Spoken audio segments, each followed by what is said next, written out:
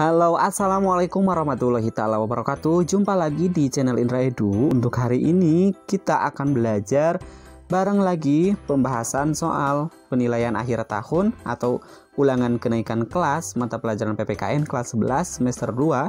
Ini adalah soal esai.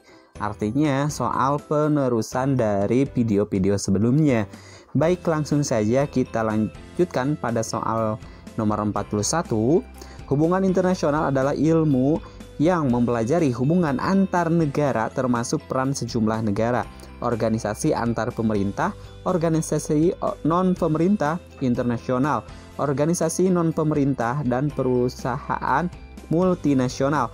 Jelaskan faktor yang mendasari pentingnya hubungan internasional.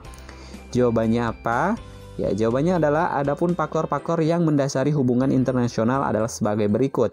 Yang pertama adalah faktor internal, yang kedua adalah faktor eksternal, di mana pengertian dari faktor internal yaitu adanya kekhawatiran akan terancam kelangsungan hidupnya, baik melalui kudeta maupun intervensi dari negara lain. Yang kedua adalah faktor eksternal, yaitu ketentuan hukum alam yang tidak dapat dipungkiri bahwa suatu negara tidak dapat berdiri sendiri tanpa bantuan dan kerjasama dengan negara lain. Faktor eksternal dalam hubungan internasional terutama dalam upaya memecahkan masalah-masalah ekonomi, politik, hukum, sosial, budaya, pertahanan, dan keamanan. Selain itu juga untuk membangun komunikasi lintas bangsa dan negara guna mewujudkan kerjasama yang produktif dalam memenuhi berbagai kebutuhan yang menyangkut kepentingan nasional negara masing-masing, serta mewujudkan tatanan dunia baru yang dapat memberikan manfaat bagi kesejahteraan dan perdamaian yang abadi bagi warga masyarakat dunia. Baik, kita lanjutkan pada soal berikutnya, nomor 42. Politik luar negeri adalah upaya pencapaian kepentingan-kepentingan nasional melalui kebijakan yang berhubungan dengan negara lain. Politik luar negeri juga yang diterapkan suatu negara dapat mencerminkan kondisi dalam negeri secara negara tersebut.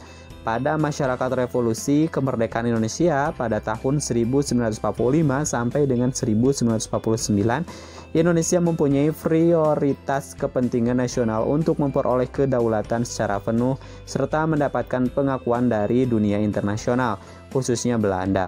Oleh karena itu, politik luar negeri Indonesia diarahkan pada usaha-usaha untuk mencari simpati dan berhubungan baik dengan negara-negara maju serta negara dunia ketiga.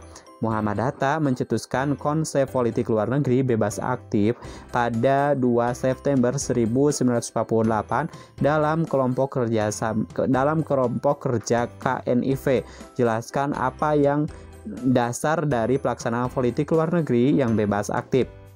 Jawabannya, yang pertama adalah Dasar-Sila Bandung yang mencerminkan solidaritas negara-negara Asia dan Afrika dan perjuangan melawan imperialisme dan kolonialisme dalam segala bentuk dan manifestasinya serta mendukung sifat non-intervensi atau tidak ikut campur urusan negara lain. Yang kedua adalah prinsip masalah Asia hendaknya dipecahkan oleh bangsa Asia sendiri dengan kerjasama regional. Yang ketiga adalah pemulihan kembali kepercayaan negara-negara lain terhadap maksud dan tujuan revolusi Indonesia dengan cara memperbanyak kawan daripada lawan, menjauhkan kontradiksi dengan mencari keserasian yang sesuai dengan falsafah Pancasila. Yang keempat adalah pelaksanaan dilakukan dengan keluasan dalam pendekatan dan penanggapan sehingga pengarahan harus dilakukan untuk kepentingan nasional terutama kepentingan ekonomi rakyat. Baik, kita lanjutkan pada soal nomor berikutnya, nomor 43. Berbagai upaya ditempuh Indonesia untuk mempertahankan kemerdekaannya. Salah satunya dengan membangun sistem pertahanan yang kuat. Pembangunan sistem pertahanan yang kuat ditunjukkan untuk mempertahankan kedaulatan negara, keutuhan negara kesatuan Republik Indonesia, dan keselamatan segenap bangsa dari ancaman serta gangguan terhadap keutuhan bangsa dan negara. Untuk mempertahankan kedaulatan negara dari ancaman serta gangguan, maka Indonesia menerapkan sistem pertahanan semesta atau SISHANKTA Dilansir dari laman resmi Kementerian Pertahanan dijelaskan bahwa sistem pertahanan Indonesia bersifat semesta yang melibatkan seluruh sumber daya nasional yang dipersiapkan secara dini oleh pemerintah, diselenggarakan secara total, terpadu, terarah, dan berkelanjutan untuk menegakkan kedaulatan negara, menjaga keutuhan wilayah, dan keselamatan segenap bangsa dari segala bentuk ancaman. Dijelaskan yang dimaksud pertahanan negara Republik Indonesia tersebut.